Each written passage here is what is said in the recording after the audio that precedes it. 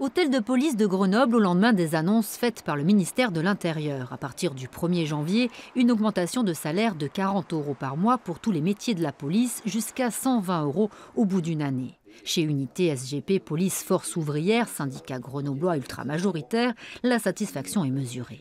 Un policier en rentrant en école touche 1 700 €, un gardien de la paix finit à 2 400 € maximum. Donc ce pouvoir d'achat sur un an qui va être augmenté de 100 à 120 à 140 €, voilà, c'est un bien. C'est quand même, de nos jours, il faut être quand même cohérent, c'est une belle avancée quand on voit toute la crise actuelle.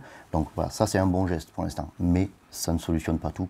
Le 8 janvier, l'intersyndicale va être reçue place Beauvau. À Grenoble aussi, on compte bien se faire entendre. Parmi les revendications phares, l'augmentation du tarif de nuit, actuellement à 97 centimes de l'heure. Le classement en zone difficile, promesse de Gérard Collomb. Le maintien des dotations pour l'équipement. Car lundi, le ministère a annoncé une baisse de 62 millions d'euros concernant le matériel. Une bombe, quand on sait que certains policiers doivent mettre la main à la poche avant d'aller sur le terrain. Ils sont obligés de s'équiper parfois avec leur propre denier de gilets tactiques, voilà, de tout plein de matériel.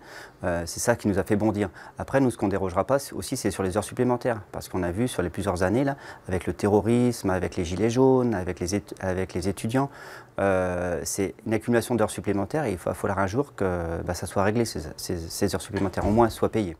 L'autre demande à Grenoble, bénéficier de la prime de fidélisation pour attirer les nouveaux venus. 25 postes étaient ouverts à la mutation en septembre, seuls 6 ont été pourvus, car la capitale des Alpes est victime d'une mauvaise image. Cette ville, où la délinquance est croissante, a perdu en 20 ans plus de 120 effectifs de police.